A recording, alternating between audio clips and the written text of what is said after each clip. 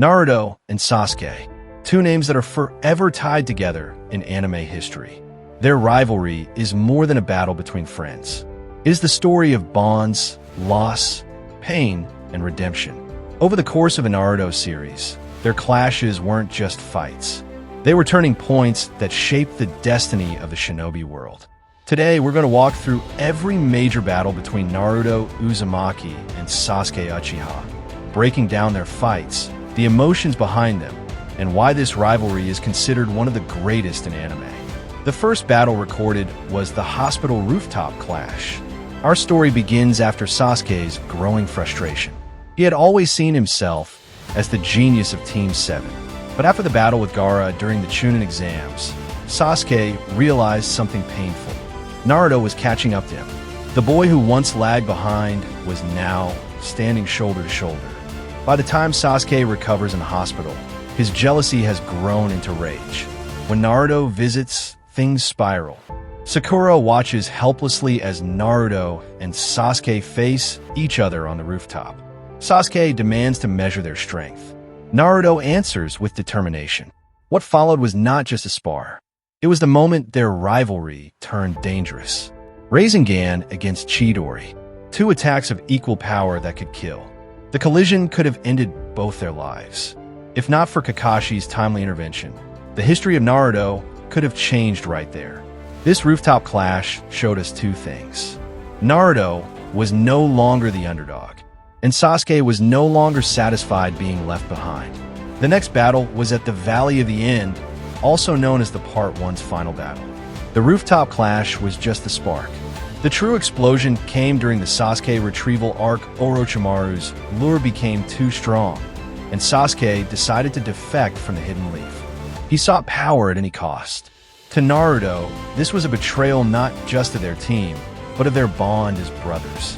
The chase ended at the Valley of the End, the very place where Hashirama Senju and Madara Uchiha fought generations before. The stage was set for destiny. The fight began with words. Naruto begging Sasuke to return. Sasuke coldly rejecting him. Then fists flew. This wasn't just a clash of jutsu. It was emotion poured into every strike. Naruto tapped into the Nine Tails chakra, his speed and strength skyrocketing. Sasuke countered with his Sharingan, reading every move. As the fight escalated, Sasuke awakened his curse mark, transforming into something monstrous. Naruto responded with more of the Nine Tails chakra, their powers clashing in ways that threatened to tear the valley apart. The final moment came with Rasengan versus Chidori once more. This time, there was no Kakashi to stop them. The valley shook. Water exploded. The result was clear. Sasuke stood victorious, but at a cost. Instead of killing Naruto as Itachi had ordered, Sasuke chose to walk away, leaving Naruto unconscious and broken. This fight is often considered one of the greatest in anime history. Not because of the spectacle, but because of the emotion. It wasn't about who was stronger. It was about two brothers forced to fight on opposite paths. In the next encounter, we're now in Naruto Shippuden after the Tenchi bridge with Orochimaru. Years passed. Naruto trained under Jiraiya. Sasuke under Orochimaru. When Team Kakashi infiltrated Orochimaru's hideout, the long-awaited reunion happened. But this was not the same Sasuke. His eyes burned colder, his aura darker. Naruto rushed forward with hope, but Sasuke crushed it with ease. Without breaking a sweat, he overwhelmed Team 7. Even when Naruto tapped into the Nine Tails, Sasuke suppressed it with sheer force of will. This encounter wasn't a fight of equals. It was a reminder that Sasuke had chosen a path that pushed him far ahead of his old comrades. And yet, Naruto's determination remained unbroken. He swore once again that he would bring Sasuke back. On to the next encounter. This was after the Kage Summit confrontation. When Sasuke attacked the 5 Kage Summit, his descent into darkness was nearly complete. By now, he was consumed by hatred. When Naruto confronted him after, it wasn't about fists or jutsu. It was about ideology. Sasuke declared his intent to destroy everything. Naruto refused to give up on him. Though this was not a full battle, the tension between them was more explosive than ever. It set the stage for their inevitable final clash. Now to the final encounter. The final battle at the Valley of the End. At last, the moment arrived. The Fourth Great Ninja War was over. Kage was sealed. Peace seemed within reach. But Sasuke had one last move. He would not allow the cycle of hatred to end without destroying the current system. He declared himself ready to become the enemy of the world, and that meant facing Naruto one last time. Once again, they stood at the Valley of the End, the same place as their first decisive battle. But now, they were stronger than ever. The fight was godlike.